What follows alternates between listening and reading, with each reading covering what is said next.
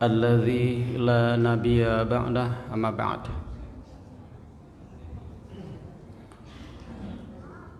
وقال الله تبارك وتعالى في القرآن الكريم أعوذ بالله من الشيطان الرجيم يا أيتها النفس المطمئنة ارجعي إلى ربك راضية مرضية فادخلي في عبادي وادخلي جنتي. وقال رسول الله صلى الله عليه وسلم قل اللهم إني أسألك نفسا بك مطمئنة تؤمن بلقائك وترضى بقضائك وتقنع بعطائك. Ikhwatu iman, alhamdulillah kita masih diberikan kesempatan oleh Allah Subhanahu wa taala di pagi hari ini. Alhamdulillah kita jumpa lagi. Kalau tidak salah saya kesini 3 kali ini. Kebetulan sebenarnya ini bukan jadwal saya, karena yang dijadwal berhalangan, maka saya menggantikan beliau yang seharusnya adalah Ustadz Tatan dari Bandung, dengan tidak mengurangi keikhlasan kita dalam menempuh jalan thalabul ilm untuk meraih kedudukan mulia, mendapatkan surga Allah. Karena dengan thalabul ilm, dengan ilmu, insyaallah kita akan dapatkan surganya Allah. Ikhwatu iman, pada kesempatan pagi hari ini ayat yang akan kita bahas insyaallah tidak asing, dimuat dalam ayat-ayat terakhir, ayat 27 sampai dengan ayat 30 dari surat Al-Fajr. Ikhwatu iman, ketika ayat ini turun, kata Ibnu Abbas, nazalat wa Abu Bakrin jalis. Ayat ini turun kepada Rasulullah. Rasul sampaikan kepada Abu Bakar Siddiq, yang saat itu wa Abu Bakrin jalis, sedang duduk bersama Rasulullah. Rasul sampaikan ayat yang tadi, ya ayyatuhan nafsul mutmainnah, dan seterusnya. Wahai jiwa yang mutmainnah.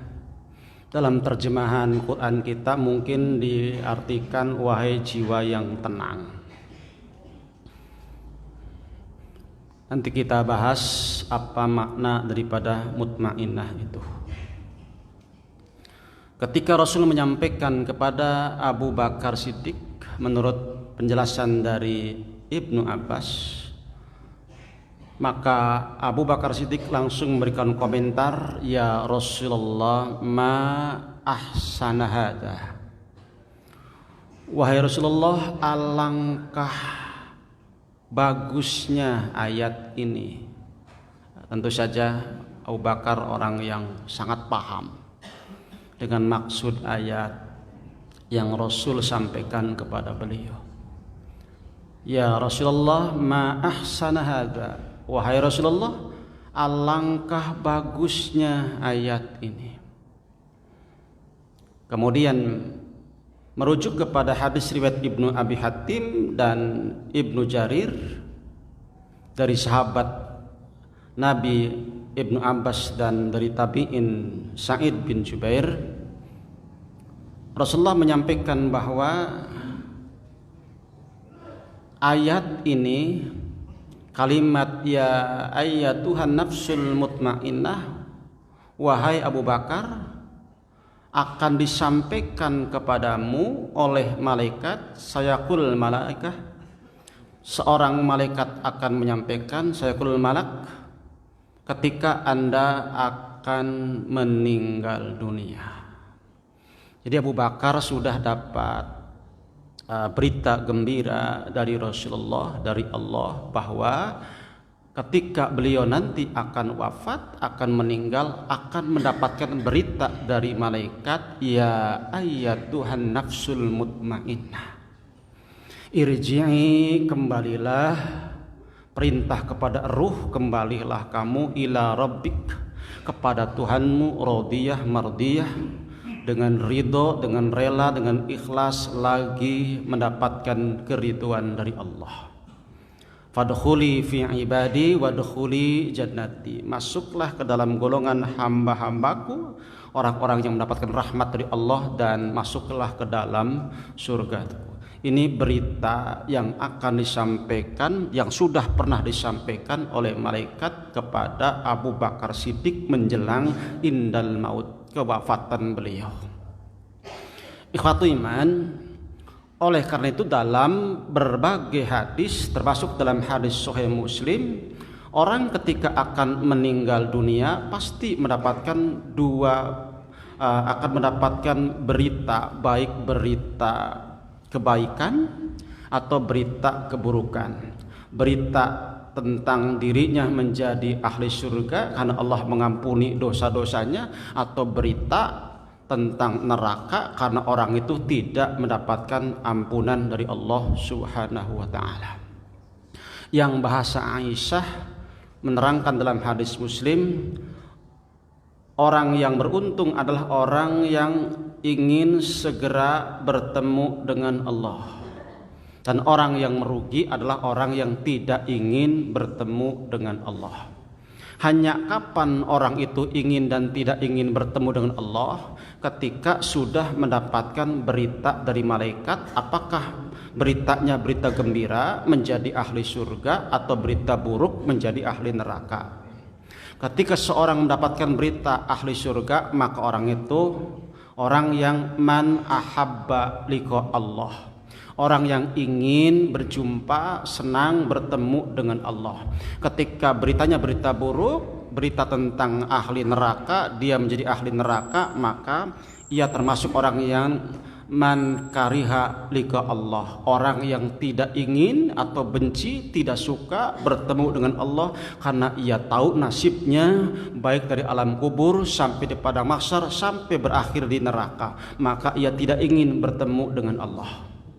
Jadi inilah yang harus kita waspadai, bahwa kita pasti pada saatnya akan datang malaikat maut, al-malakul maut, malaikat maut datang kepada kita untuk menyampaikan berita-berita tentang nasib kita yang akan datang, yakni apakah menjadi ahli surga atau menjadi ahli neraka. Dan ini bagian yang harus kita imani sepenuhnya. Jangan ada keraguan, ada saatnya kita akan melihat yang gaib, yang selama ini kita belum pernah melihatnya, yakni kita akan melihat sekian banyak malaikat datang di sekitar, di batas pandangan sejauh mana kita bisa memandang. Di sana malaikat datang. Bila yang akan matinya adalah orang yang mukmin, orang yang beriman, maka malaikat yang datang adalah malaikat-malaikat yang membawa rahmat, malaikat rahmat. Bila yang akan mati adalah ahli neraka, orang yang banyak dosanya, yang nanti akan menjadi ahli neraka, maka malaikat yang datang adalah malaikat azab. Lalu dua malaikat akan mendatangi kepada kita.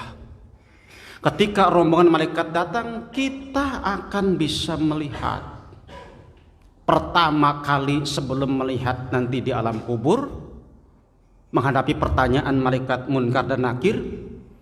Sebelum nanti kita melihat di padang mahsyar, seluruh malaikat kumpul di padang mahsyar, awal kita bisa melihat malaikat ketika kita akan meninggal dunia.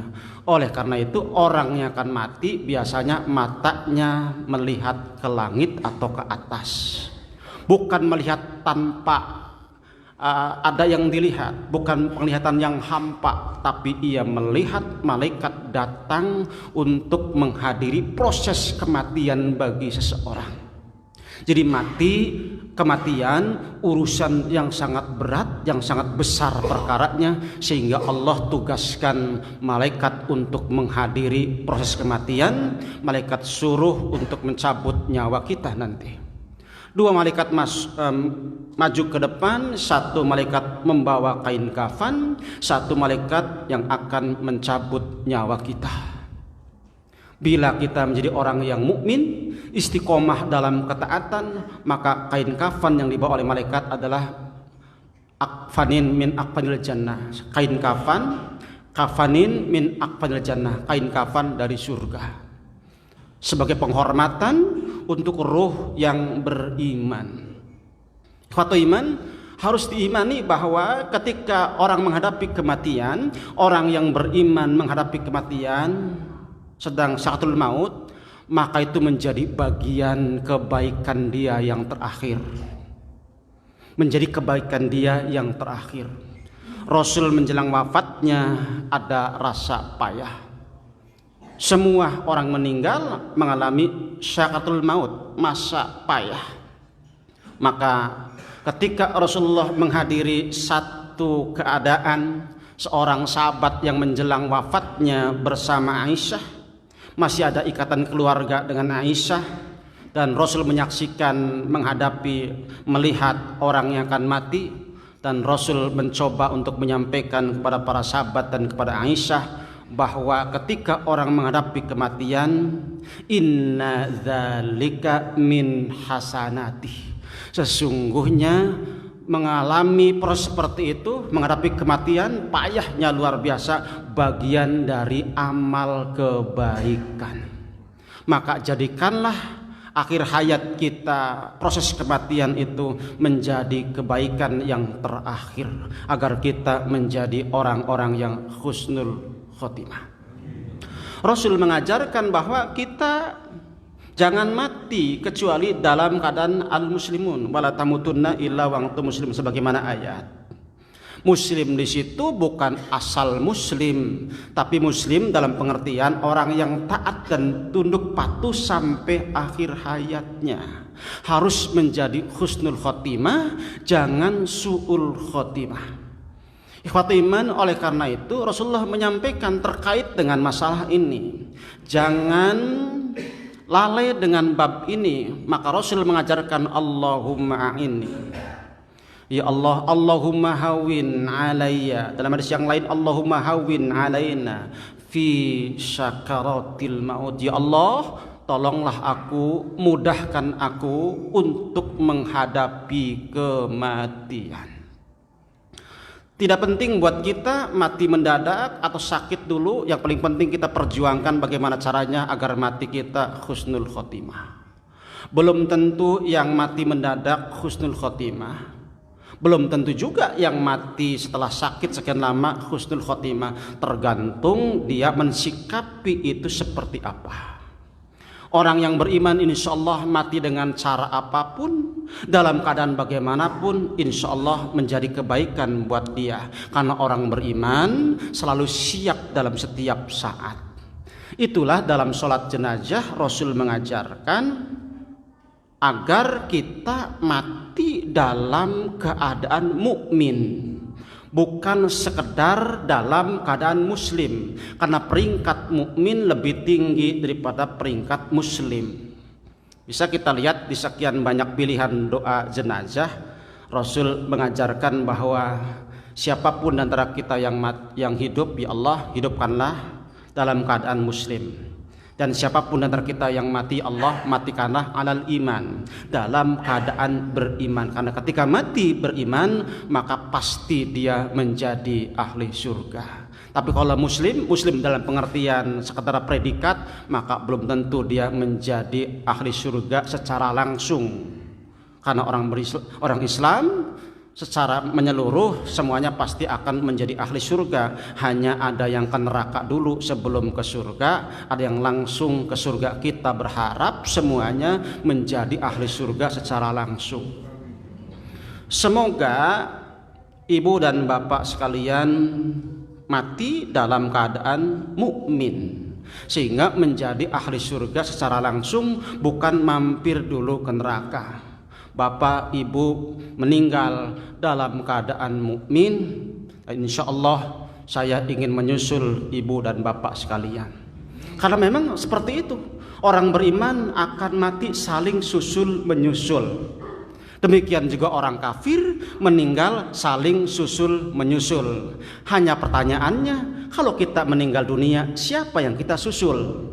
Apakah orang yang beriman atau orang yang tidak beriman? Apakah orang yang taat atau orang yang suka maksiat? Itu semua kembali kepada diri kita masing-masing. Dan beruntung ketika kita bisa menyusul orang-orang yang sudah lebih dulu dari kita yang beriman. Dan merugilah bila yang kita susul adalah orang-orang yang tidak beriman. Itulah sebabnya Fatimah ketika mendapatkan bisikan dari Rasulullah, 2 bisikan sebelum Rasulullah wafat. Bisikan yang pertama, Rasul menyampaikan bahwa dirinya akan meninggal dunia dalam waktu dekat, maka Fatimah menangis. Bisikan yang kedua, beliau menyampaikan bahwa sesudah Rasulullah wafat, maka Fatimah lah dari keluarga yang masih ada yang akan menyusul beliau. Maka Fatimah tertawa, Fatimah senang. Kenapa Fatimah senang? Karena bahasa yang Rasul sampaikan adalah sesudah mimba'di, sesudah aku tidak ada, maka kamu akan menyusul aku. Kalimat menyusul itulah yang dipahami oleh Fatimah. Ia punya pengertian bahwa istimewa kalau bisa menyusul Rasulullah. Coba kalau Rasul menyampaikan sesudah aku meninggal dunia kamu akan nyusul Abu Lahab, Abu Jahal, pasti Fatimah nangis. Fatimah senang karena yang bisa disusul oleh Rasulullah, bisa menyusul Rasulullah adalah satu keistimewaan derajat yang paling tinggi. Dan sesudah itu Fatimah selalu ngitung berapa lama untuk bisa nyusul Rasulullah. Demikian juga Aisyah juga ngitung, karena Aisyah pada akhirnya tahu, karena bertanya. Ketika Rasulullah sudah wafat, Aisyah bertanya, apa yang Rasul bisikan kepadamu? 2 kali bisikan itu. Maka Fatimah menyampaikan berita yang seperti tadi. Maka Fatimah ngitung, Aisyah juga ngitung berapa lama kira-kira Fatimah ini meninggal dunia sesudah Rasulullah wafat. Ternyata dikasih waktu oleh Allah Fatimah 1/2 tahun. 6 bulan kemudian Fatimah wafat menyusul Rasulullah. Kita masih ingat kalau kita lewat makam atau sengaja ziarah kubur, apa doa yang kita sampaikan? Assalamualaikum ahlad diyar minal mu'minin wal muslimin wa inna insyaallahu bikum lahikun, dan seterusnya. Semoga keselamatan untuk kalian wahai ahli kubur dari kalangan orang mukmin, orang muslim. Insyaallah kami akan nyusul kalian. Itu harapan kita. Di saat kita melewati makam, di saat kita sengaja ziarah kubur karena iman kita lagi melemah, silakan ziarah kubur untuk memperkuat iman kita agar ingat mati, mendoakan saudara kita dengan doa yang tadi. Dan di situ ada motivasi yang tinggi, yakni insyaallah kami akan menyusul kalian. Itu harapan dan doa, bukan ungkapan pengen mati, bukan. Tidak usah diinginkan mati, tidak usah pengen segera mati, nanti juga ada saatnya. Sudah takdir dari Allah, sudah tetapkan mati kita kapan, tidak usah berharap ya. Tidak usah terburu-buru, harus bersabar menunggu, karena pada saatnya pasti kita akan mati. Tak perlu ditakuti, tapi harus dipersiapkan. Kembali kepada hadis yang tadi, Rasulullah menyampaikan bahwa orang yang mati, dalam hadis Muslim, orang yang mati itu ada yang mustarih, ada yang mustarah minhu. Ketika Rasulullah bersama seorang sahabat berada di satu persimpangan jalan, maka murra alaihi bi janazah. Dalam hadis Muslim, ada jenazah yang lewat di depan Rasulullah, dan jenazah itu adalah jenazah seorang Yahudi. Lalu Rasul menyampaikan mustarih wa mustarah minhu. Kata Rasul, kalau ada orang yang mati, ada orang yang meninggal dunia, 2 kemungkinan. Mungkin matinya sebagai istirahat, mungkin juga matinya bukan sebagai istirahat. Nabi menyebut orang yang istirahat kematian sebagai istirahat adalah mustarih. Orang beriman mati itu istirahat, kata Rasulullah. Ketika Rasul ditanya apa maksud dari mustarih dan mustarah, Rasul menjawab, al abdul mu'min yastarihu min nasobid dunya. Orang beriman ketika meninggal dunia, ia menjadi orang yang istirahat dari capeknya dunia. Kita sudah merasakan betapa capeknya hidup di dunia ini. Kalau gak percaya, tanyakan kepada yang sudah yahrom, yang sudah tua rentak, tanyakan, Pak, capek atau tidak? Ya, semakin tua semakin capek. Banyak yang dirasa, banyak keluhan. Mulai ada keluhan dari muktahil sebenarnya. Muktahil itu mulai tua. Umur 30 sampai 59 itu muktahil, mulai tua. Itu sudah mulai keluhan-keluhan itu ada. Nyambung nanti syekh tua 60 sampai 69 syekh. Rasul wafat wa kana syekhon, dalam kondisi sudah tua, karena memang 63 itu dikatakan syekh. Syekh bisa dua pengertian, bisa tua karena umur, bisa juga guru. Usia masih muda karena jadi guru maka dijuluki syekh juga. Tapi orang Indonesia kalau ada orang Arab datang mau nyumbang dipanggil syekh juga, ya. Yang punya duit dipanggil syekh. Itu salah apa ya? Salah penyebutan barangkali ya. Nah, ikhwatul iman, orang yang meninggal dunia dua kemungkinan, ada yang mustarih, ada yang mustarah. Orang beriman ketika meninggal dunia ia mustarih, ia istirahat, yastarihu min nasobid dunya, istirahat dari capeknya dunia untuk menikmati kenikmatan. Nikmat yang pertama sebelum yang hakul yakin adalah menikmati berada di alam barzah, pagi dan sore bisa melihat tempatnya, yakni di surga. Pagi lihat surga, sore lihat surga, itu satu kenikmatan yang paling nikmat untuk yang ada di alam barzah atau alam kubur. Kalau kita baca hadis Muslim, maka orang yang meninggal dunia ruhnya berbeda-beda tempatnya. Ruhnya orang yang belum balik, anak yang belum balik, tempatnya beda. Ruh orang yang sudah balik tempatnya beda. Ketika ada seorang bayi meninggal dunia di zaman Rasulullah, dalam hadis Muslim Aisyah menceritakan, tuba usfurun min asofil jannah. Kata Aisyah, beruntunglah bayi ini, dia menjadi burung usfur dari usfur-usfur yang ada di surga. Jadi bayi yang meninggal dunia yang belum balik, maka ia menjadi seekor burung berada di taman surganya Allah.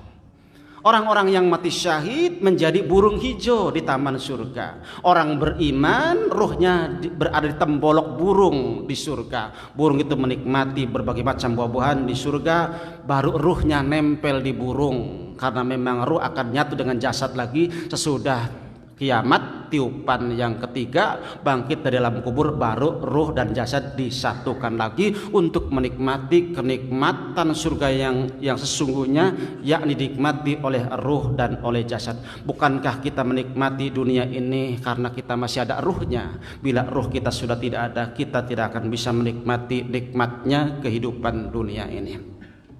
Untuk ayat ini Rasul mengajarkan kepada kita satu doa, sekaligus memberikan pengertian apa yang namanya mutmainnah. Kata Rasul, nasihat kepada seorang sahabat Rasul, Abu Umamah, kata Rasulullah, qul, ucapkan olehmu, berdoalah, Allahumma inni as'aluka nafsan bika mutmainnah. Allahumma inni ya Allah, Allahumma ya Allah, inni as'aluka bika nafsan. Ya Allah, sesungguhnya aku minta kepadamu jiwa mutmainnah, yang mutmainnah. Apa jiwa mutmainnah itu? Tu'minu biliqaik wa tarda biqadaik wa taqna'u bi'ataik. Yaitu jiwa yang meyakini, mengimani, yakin akan bertemu dengan Allah. Jiwa yang ridho, rela, ikhlas dengan ketetapan aturan dari Allah. Jiwa yang senantiasa pandai bersyukur kepada Allah. 3 poin. 1, wajib iman. 2, wajib untuk menjaga dan melaksanakan aturan Allah dengan ikhlas, dengan ridho. Ketiga, harus menjadi orang yang bersyukur. Terkait dengan harta, maka bersyukur dengan pemberian Allah walaupun sedikit, dan jangan kufur ketika Allah memberikan banyak. Akan menjadi istimewa seseorang dengan harta bila ia mampu menggunakan hartanya sebaik mungkin. Akan menjadi hina, menjadi ahli neraka bila tidak bisa menggunakan hartanya di jalan Allah. Ikhwatul iman, Rasul mengajarkan satu doa yang paling penting buat kita untuk kita ingat, yakni, ya Allah, jadikanlah hidup ini semakin bertambah dalam kebaikan. Waj'alil hayata ziyaratan li fi kulli khair. Ya Allah, jadikanlah hidup ini semakin bertambah dalam kebaikan, dan matikanlah aku dalam keadaan menjadi orang yang istirahat dari capeknya dunia. Ya Allah, jadikanlah hidup ini semakin bertambah dalam kebaikan. Ya Allah, matikanlah. Waj'alil mauta hayatan. Waj'alil mauta, jadikanlah kematian untuk mustarahan, sebagai istirahat dari capeknya dunia. Itu mungkin bagian daripada doa kita yang tidak boleh dilupakan. Di samping kita selalu mohon kepada Allah, semoga pada saatnya nanti Allah mudahkan menghadapi syakaratul maut. Semoga malaikat yang datang kepada kita adalah malaikat-malaikat pembawa rahmat, malaikat yang santun, yang mencabut nyawa dengan lemah lembut walaupun tetap merasakan sakitnya ketika cabut nyawa merupakan kebaikan bagi orang beriman untuk menentukan nasibnya, apakah menjadi ahli surga atau ahli neraka bisa dilihat dari akhir hayatnya seperti apa. Orang-orang beriman dianjurkan untuk senantiasa berbaik sangka kepada Allah ketika menghadapi proses kematian. Ketika orang akan mati pasti ada perasaan dua. Satu, perasaan Allah tidak akan mengampuni karena dosa-dosanya banyak.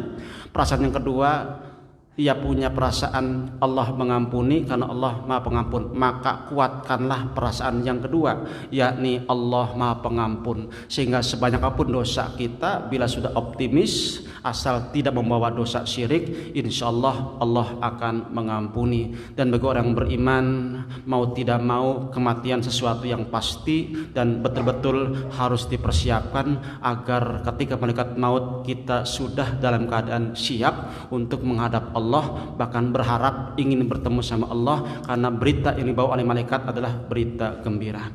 Ini saja yang bisa saya sampaikan. Untuk lebih leluasa silakan kalau ada pertanyaan.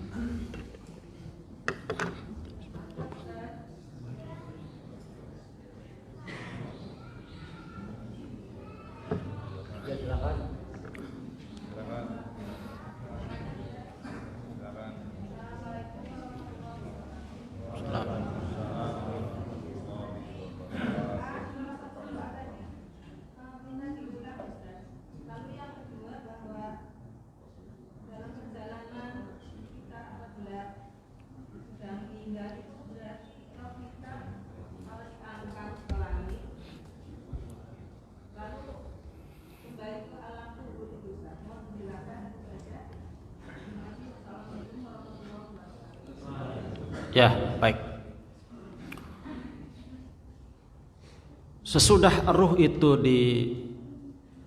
diambil, dicabut dari jasad seseorang, maka kemudian ditaruh di dalam kain kafan, kemudian dibawa ke atas, dibawa ke langit. Antara bumi dan langit ada malaikat. Di setiap langit ada malaikat penjaga pintu-pintu langit. Maka ruh ruh orang beriman akan melewati 7 langit, berarti 7 pintu langit. Setiap akan masuk dari setiap pintu-pintu langit, mohon izin malaikat yang membawa ruh itu kemudian dipersilakan sambil bertanya, ruh baik siapa ini? Ruh baik siapa ini? Disebutkan namanya siapa, binnya siapa, dengan sebaik-baik sebutan. kemudian didoakan oleh malaikat penjaga pintu langit itu, silakan lewat. Di langit kedua seperti itu sampai langit yang ketujuh. Kemudian disampaikanlah kepada Allah. Kemudian catatan amalnya tersimpan dalam Lauhil Mahfuz, dimasukkan kepada dari golongan orang-orang yang abror, yang kitab amalnya fi illiyin. Kalau orang yang buruk, kitab amalnya fi sijjin. Tempat yang paling tinggi illiyin, tempat yang paling rendah adalah sijjin. Kalau ruhnya tidak beriman, atau dia menjadi ahli neraka, maka pintu langit tak bisa dibuka, tidak boleh dibuka.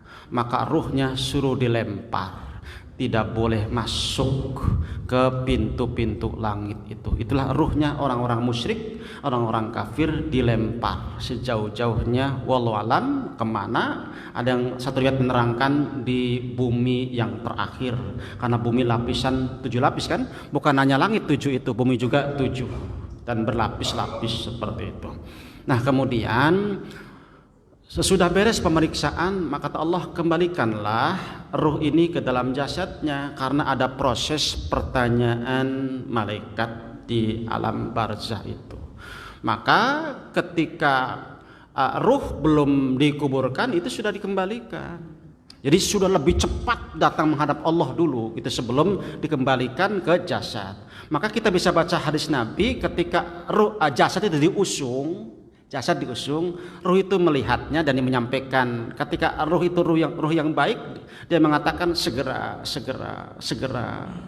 pengen segera itu untuk mendapatkan kenikmatan. Ketika ruh itu tidak baik, dia mengatakan waihak, celakalah. Mau dibawa kemana jasadku itu? Jadi tidak ingin jasadnya dibawa ke makam untuk dimakamkan. Ruh yang baik ingin segera. Oleh karena itu pengurusan penguburan jenazah harus disegerakan, jangan ditunda-tunda. Karena ketika ruh itu ruh yang baik, berarti kita menyegerakan kepada kebaikan, dan ruh itu ingin segera dapat kebaikan. Ketika ruh itu ruh yang tidak baik, maka dosa terpikul oleh orang yang menunda-nunda. Itu masalahnya. Seringkali kita melihat jenazah sampai berhari-hari karena menunggu keluarganya yang jauh yang belum datang. Dari Kalimantan belum datang, dari Arab Saudi belum datang, sehingga ya lama begitu. Kalau kita lihat zaman Rasulullah, sahabat memberi contoh kepada kita. Ada seorang pengurus penjaga masjid, tukang nyapu masjid, marbot begitu. Rasul kemudian biasa melihat orang itu suka di masjid, ternyata Rasul tidak melihatnya. Lalu bertanya, mana si fulan yang biasanya beberes masjid? Kata sahabat, ya Rasulullah, mata al-bari'ah, semalam meninggal. Saya langsung kuburkan, kata sahabat. Saya langsung kuburkan. Kalau kita kan ada yang meninggal malam hari, dikubur malam, walaupun sebenarnya aman gitu ya, terang, nggak gelap, tetap jadi omongan kalau kita. Kayak nggak ada siang saja, malam-malam dimakamkan, kan begitu. Nanti begini ya, tambah seperti itu, akidah yang tidak lurus kan. Zaman Nabi, para sahabat segera. Karena sahabat memahami hadis yang tadi. Bila ruh itu ruh yang baik, orang yang beriman, berarti kita menyegerakan untuk mendapat kebaikan dengan segera. Bila ruhnya ruh yang tidak baik, maka dosa terpikul kepada orang-orang yang menunda-nunda. Yang ditunggu-tunggu lama ya, sampai 1-2 hari datang, bukan menyolati. Datang hanya nangis, sekedar pengen tahu wajah terakhir. Kan begitu, pengen tahu mukanya, pengen tahu wajahnya dibuka. Bukan tidak boleh pengen tahu. Abu Bakar juga ketika Rasulullah wafat tetap membuka kain yang menutupi wajah Rasulullah, kemudian Abu Bakar menciumnya. Jadi boleh mencium orang yang sudah mati, dicontohkan oleh Abu Bakar Siddiq. Namun bukan berarti sunnah begitu, bukan. Sekedar boleh saja kalau memang mau seperti itu. Contoh mungkin seorang bapak yang anaknya meninggal, apalagi anak yang masih belum balik, pasti mungkin kalau bisa menjaga imannya nih, silakan menciumnya barangkali ciuman terakhir, walaupun sebenarnya itu tidak lebih penting daripada mencium ketika masih hidup, begitu, ya kan? Karena kalau sudah mati mah itu mah nyium bangke begitu ya, nyium bangke. Cuma masih hidup mah pengaruh ke anak itu besar. Maka seringkali mungkin orang tua suka menangis ya kalau sudah berbuat kasar pada orang tua, kita menyesal. Kepada anak yang belum balik begitu, suka begitu kita. Itu wajar hati seorang orang tua kepada anak seperti itu. Karena Rasulullah orang yang sangat ia cintai oleh Abu Bakar, oleh semua sahabat, maka wajarlah Abu Bakar orang nomor 2, orang terbaik nomor 2, makamnya urutan kedua Rasulullah, Abu Bakar, Umar. Maka wajar merasa kehilangan berat ketika Rasulullah wafat, maka buka kainnya yang menutupi mukanya, kemudian beliau menciumnya. Itu barangkali sekilas tentang ruh orang yang beriman sebelum proses pertanyaan di alam barzah, maka naik dulu ke langit kemudian dikembalikan lagi. Di antara pertanyaan yang ditanyakan adalah dalam hadis Muslim, mahadar rajul, siapakah laki-laki ini? Rasulullah untuk bahan pertanyaan. Apakah kita bisa jawab? Karena kita tidak bisa melihat dan tidak melihat bagaimana postur tubuh Rasulullah, fisik Rasulullah. Insya Allah bisa melihat, bisa menjawab pertanyaan itu kalau kita setia mentaati ajaran yang dibawa oleh Rasulullah. Karena masalahnya bukan hafal tidak hafal pertanyaan. Tidak perlu menghafalkan man rabbuk, siapa Tuhanmu, ya, man nabiyuk, siapa nabimu. Ya, apa kitabmu, tidak perlu dihafal itu, karena ini tidak sama dengan UN begitu, tidak sama. Siapa yang beriman, melaksanakan syariatnya, mencontoh Rasulnya, bisa dipastikan bisa menjawab. Walaupun orang tahu fisik Rasul kayak apa, tubuh Rasul kayak apa, Abu Bakar, Abu Lahab, Abu Jahal, Abu Thalib, kan itu tahu tentang postur tubuh Rasulullah. Bisa dipastikan tidak bisa jawab, karena masalah bisa dan tidak bisa menjawab adalah tergantung kadar apakah dia beriman atau tidak. Insya Allah mudah-mudahan kita bisa jawab. Itu barangkali ya. Ya.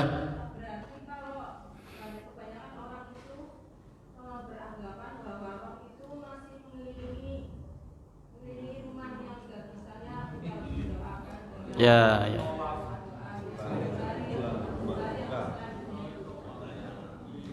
Ya, baik. Ketika bisa menjawab pertanyaan mahadar rajul, siapa laki-laki ini, maka orang beriman menjawab huwa Muhammad Rasulullah. Bisa jawab huwa Muhammad Rasulullah. Maka ketika bisa menjawab, diperlihatkan kepadanya neraka dulu. Neraka, lihat, perlihatkan. Kita akan lihat neraka pertama kali nanti di alam barzah. Nyambung kemudian surga. Lalu kata Allah, inilah tempatmu nanti. Inilah tempatmu nanti, surga. Jadi ketika dia bisa menjawab, Allah langsung benarkan. Ketika mahadar rajul, dia jawab huwa Muhammad Rasulullah. Kata Allah, shadaqa abdi, hambaku benar jawabannya. Ya, benar. Kalau orang munafik, aku tidak tahu, ma adri. Jawabanku wahai malaikat sama dengan yang lain lah, samakan saja, nyontek gitu. Ya, nyontek. Kalau orang beriman tidak, huwa Muhammad Rasulullah, bisa jawab. Kata Allah, shadaqa abdi, hamaku bisa jawab. Ketika diperlihatkan dua tempat itu, neraka dulu kemudian susul surga, kata Allah, inilah tempatmu nanti di surga, bukan yang tadi yang pertama kamu lihat. Saking senangnya orang ini, maka ia meminta kepada malaikat, wahai malaikat, da'uni an ubasyira. Malaikat, bisa tidak tolong tinggalkan aku pamit nih untuk menyampaikan kepada keluargaku bahwa aku ahli surga, boleh enggak? Da'uni an ubasyira ila ahli fid dunya, tolong tinggalkan saya mohon izin, boleh tidak saya akan datang kepada keluarga saya untuk menyampaikan berita, informasi bahwa saya ahli surga. Apa kata malaikat? Uskun, diam di sini, diam di alam barzah hatta yaquma sa'ah, sampai hatta taquma sa'ah, sampai datangnya hari kiamat. Jangan kemana-mana, tetap di alam barzah, jangan ke dunia karena itu bukan tempatnya. Makanya alam barzah itu alam barzah, disekat, tidak bisa datang ke dunia, terhalang. Barzah itu penghalang. Sudah beda, ada sekatan yang tidak bisa saling menembus. Maka ruh-ruh itu sudah di tempatnya di alam barzah, tidak bisa berkeliling ke dunia, tidak bisa di rumah, tidak bisa pulang ke rumah, apalagi punya anggapan ini jenazahnya baru mati selagi masih belum 40 hari masih di rumah ruhnya. Itu keyakinan yang tidak benar, akidah yang tidak lurus. Orang yang sudah meninggal dunia, ruhnya di alam barzah, tidak bisa berkunjung ke dunia. Mereka membutuhkan doa kita yang masih hidup. Mereka butuh doa kita, terutama dari keluarganya, dari anak-anaknya. Ini saya punten anak-anak, kita semua anak ya, kita semua anak karena kita semua punya orang tua. Maka jangan lupakan jasa mereka untuk senantiasa Rabbik firli wali walidayya warhamhuma kama rabbayani shaghira. Itu doa bukan hanya untuk anak TK, untuk kita juga, karena kita itu anak. Yang bukan anak itu Nabi Adam dan istrinya, itu bukan anak karena gak punya orang tua. Kita semua yang sudah pada punya anak, ini statusnya anak. Jangan lupa jasa orang tua tidak boleh dilupakan. Untuk wabil walidaini ihsana, ketika masih hidup kita tahu caranya muliakan mereka. Bila sudah mati maka tidak ada cara lain selain mendoakan mereka.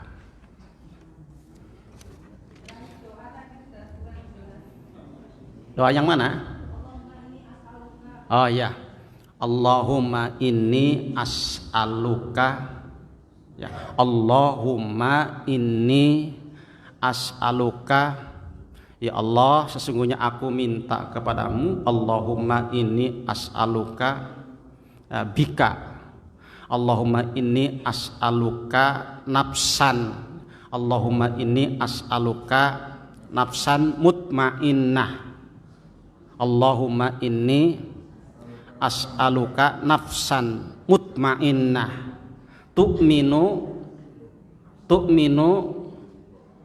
apa? Tu'minu biliqa'ik wa tardha biqada'ik wa taqna'u bi'ata'ik.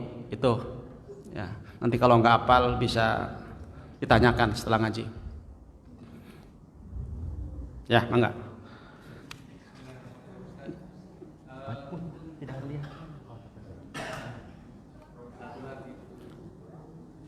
ini dulu ya, bentar ya. Nah. Bagaimana proses orang yang meninggal bunuh diri atau dibunuh atau terkena kecelakaan, apakah proses kematiannya sama dengan yang normal?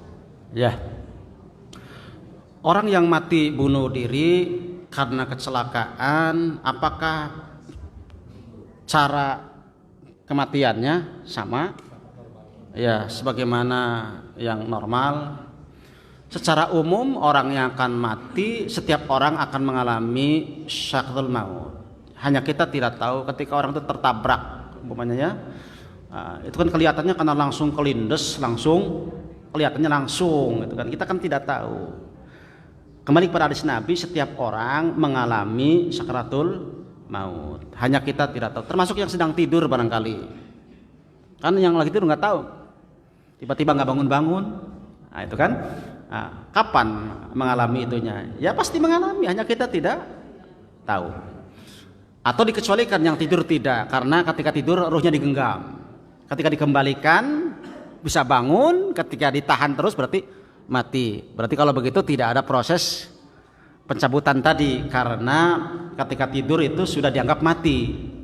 Ya, di saat tidur sudah dianggap mati. Coba baca doa bangun tidur. Segala puji bagi Allah yang telah menghidupkan kami, sudah mematikan kami. Artinya ketika tidur lagi mati. Kenapa? Ruhnya digenggam oleh malaikat atas perintah Allah. Kalau orang itu bisa bangun masih hidup, kata Allah kembalikan. Ketika sudah habis waktunya, jatahnya habis, nyambung berarti tidurnya atau matinya nyambung gitu ya ke kamar berikutnya, kamar yang sempit itu. Nah, itu berarti langsung kematian, berarti tidak mengalami proses yang tadi gitu ya. Dikecualikan Untuk yang tadi kecelakaan tetap kembali pada hadis yang umum, apa semuanya akan mengalami proses kematian, akan ada merasakan sakit dan tidaknya, hanya kita tidak mengetahui karena ini urusan goib. Urusan roh itu urusan goib, kita tidak tahu banyak. Rasul tidak bisa menjelaskan tentang ruh karena bab ruh adalah urusan Allah. Sampaikan bahwa ruh adalah min amri Rabbi. Jadi kita hanya mengimani ruh kita ini ada dalam jasad kita, tidak usah nanya bentuknya kayak apa, warnanya kayak apa, kita imani ruh ini ada. Karena kalau ruh ini enggak ada dalam badan kita, pasti kita sudah tergeletak menjadi al-janazah atau al-mayyit. Jadi yang kecelakaan, yang bunuh diri juga ada. Karena tidak langsung tusuk langsung mati, tidak. Tusuk mengalami dulu sakaratul maut. Tentu saja itu kondisi yang sangat berat karena dinyatakan sebagai orang yang su'ul khotimah, buruk di akhir. Makanya doa kita, ya Allah, semoga sanggup ketika Allah menguji kepada kita, karena tidak ada orang yang tidak diuji, semuanya diuji. Jangan berdoa kepada Allah untuk tidak diuji, tidak boleh. Semua orang pasti diuji. Yang kita minta adalah kesanggupan dalam menghadapi ujian itu. Karena di zaman Nabi juga ada yang tidak sanggup, habis perang, luka sekujur tubuh, pengen mati enggak mati-mati, akhirnya bunuh diri. Ada di zaman Rasul juga ada.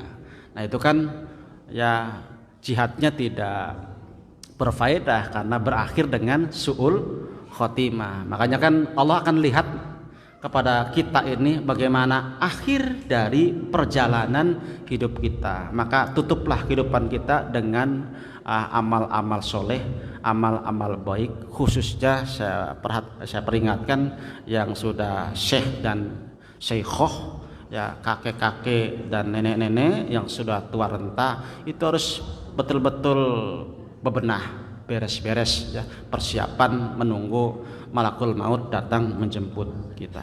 Itu barangkali Pak Ji. Ya, silakan.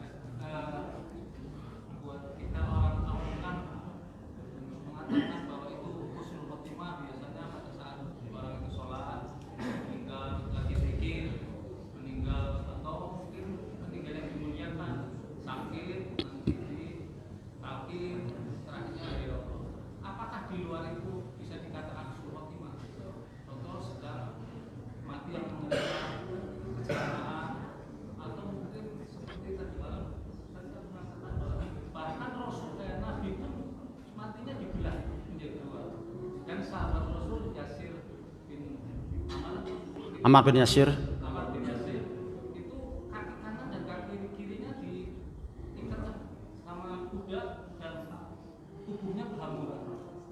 Jadi yang saya tanyakan, ciri-ciri yang husnul khotimah bagaimana Ustaz?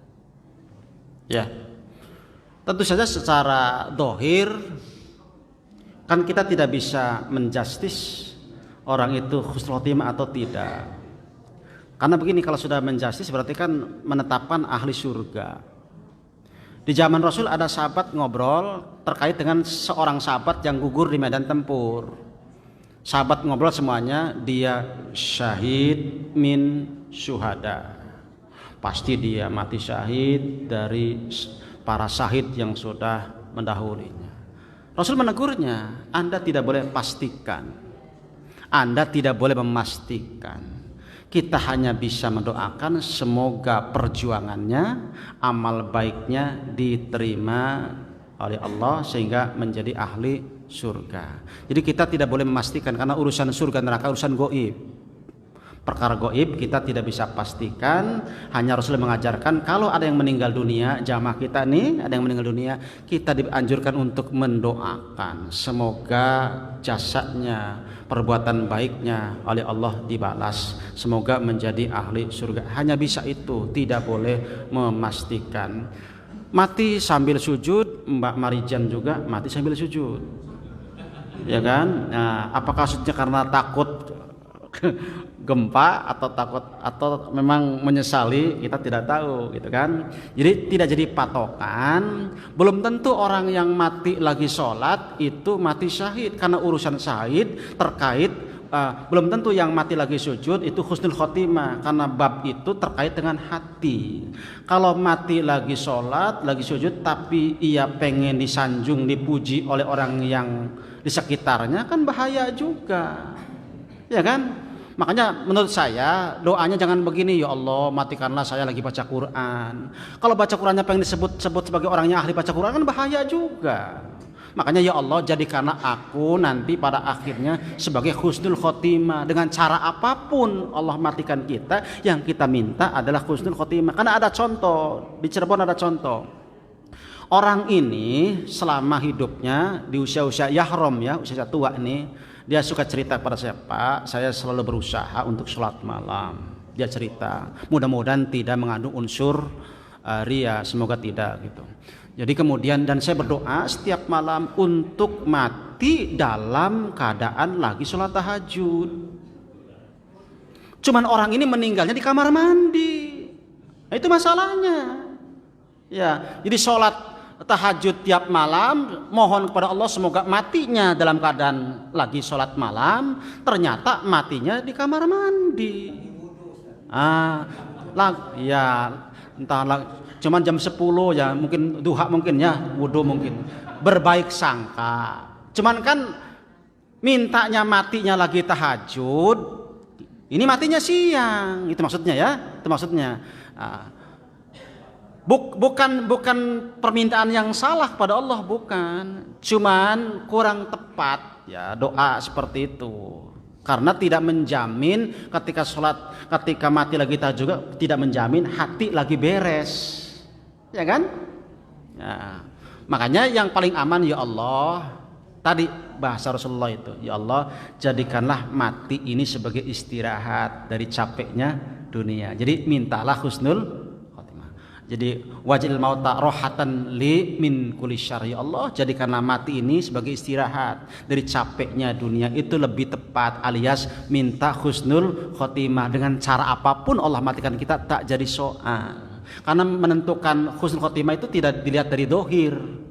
Dohirnya nampaknya mengenaskan, apa mati terlindas truk ya, mobil dump truck, kelihatannya mengenaskan, kurang baik nasibnya kelihatannya, tapi siapa tahu justru itulah caranya Allah untuk menjadikan dia husnul khotimah. Jadi jangan dilihat dohir gitu ya. Nampaknya orang yang terus bertahun-tahun sakit baru meninggal, adab dia, dapat adab sekian tahun sakitnya, oleh Allah disiksa sebelum meninggal. Belum tentu, siapa tahu Allah punya cara lain dengan sakit yang begitu lama sehingga dosanya habis. Karena dia sabar selama sakit, maka menjadi husnul khotimah. Jadi yang mati mendadak belum tentu lagi apa dulu orang itu, kondisi keimanannya seperti apa. Jadi untuk kita mau mati mendadak, sakit dulu itu tidak begitu penting. Yang kita pentingkan adalah ya Allah matikanlah dalam keadaan husnul khotimah. Rasul orang istimewa, matinya sakit dulu 12 hari. Abu Bakar Siddiq orang nomor 2 terbaik, nomor 2 matinya setengah bulan, sakitnya setengah bulan. Tentu saja sakitnya Rasul, sakitnya sahabat untuk irtifa'ud darajah, untuk kenaikan derajat, bukan untuk pengampunan dosa, karena insya Allah bisa dipastikan mereka orang-orang yang sudah dapat ampunan. Untuk kita, kalau kita sakit, mudah-mudahan sebagai kafarah, penghapus dosa-dosa kita. Maka bersabarlah orang-orang yang diuji dengan berbagai macam ujian, harus bersabar agar ujian yang Allah berikan menjadi penghapus dosa-dosa kita, agar mati menghadap Allah kita sudah beres. Allah sayang dengan orang beriman dengan diberikan ujian-ujian agar bisa mengikis dan menghabiskan dosa-dosanya. Mungkin kita sakit, kita sehat, anak kita yang sakit, kita sehat, anak kita sehat, istri kita yang sakit, dan terus dengan ujian-ujian yang lainnya, dan itu semua adalah untuk sebagai kafarah agar datang menghadap Allah kita sudah dihabiskan dosanya, dibalas di dunia dengan dia bersabar. Maka orang-orang beriman ya beruntunglah ketika Allah memberikan ujian, harus menjadi orang-orang yang tetap istiqomah dalam ketaatan, sabar, jangan menerima dengan ketetapan Allah agar membuahkan buah yang manis sebelum menghadap Allah Subhanahu wa taala. Masih ada? Cukup ya, sudah siang. Baik, saya akhirul kalam. Wassalamualaikum warahmatullahi wabarakatuh.